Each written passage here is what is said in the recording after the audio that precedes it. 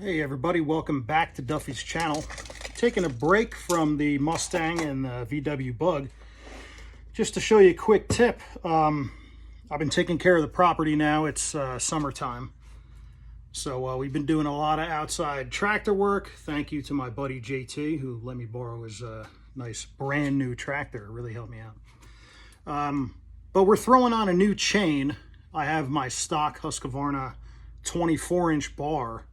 I also have a nice X-Tough light bar, and they're probably about the same weight, even though that's a 32, I believe.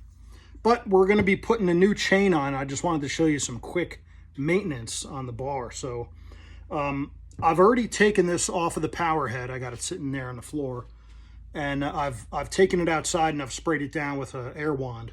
But what you also want to look at is there's three areas on a bar that you want to check.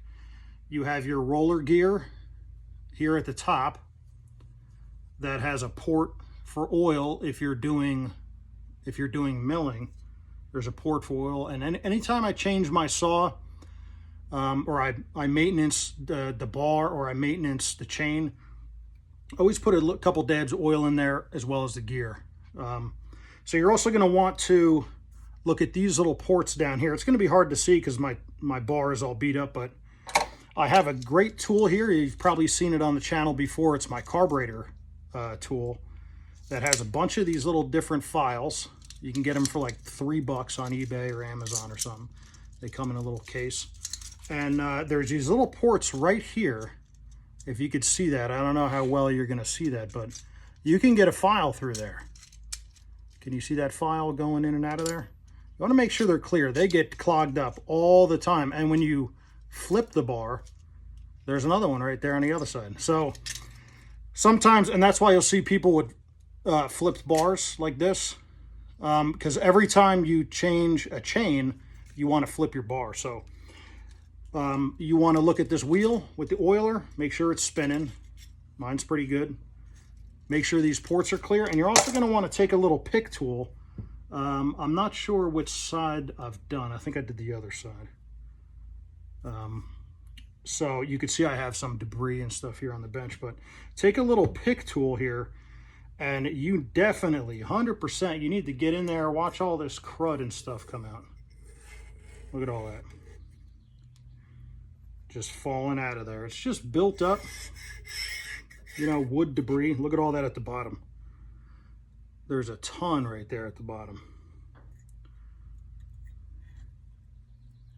I hope you can see it all coming out here, but see all that? That nastiness? All that sap and just ultra fine tree dust, you know, sawdust that you kick up with your chain. And it gets mixed with your bar oil. And it just creates a little, you know, cavity, you know, and it creates a little block up in the cavity of the bar there. So get that cleaned out. It's a good idea to go out there and spray it again, which I'll do off the video. But once you do that, just check again, make sure these ports are clean. And what I'm also going to do, and the reasons that bars will fail on you, is if you take your fingers and with a little edge of your nail, try to pull up. See, mine's nice and smooth.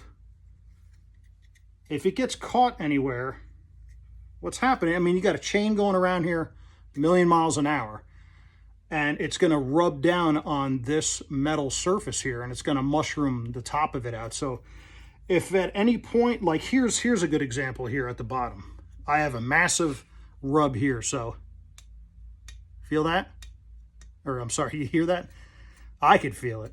They're smooth there, and listen to this.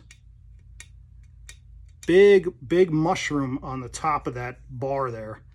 Hard to see. Not sure if you could see that edge there, but it's been mushroomed over down here at the base of the bar on both sides. So that's something I'm going to take a file. I'm not going to do it now on camera because it takes a while. You want to make sure it's nice and smooth, and you don't want to be able to catch. See, on this side of the bar, the way that I had it flipped, now this bottom half is catching. Not so much on this side, but definitely here. You can you could see that it's my fingernails catching that edge. So check these ports, clean them up, clean up the inside of the run of the bar, oil the top gear.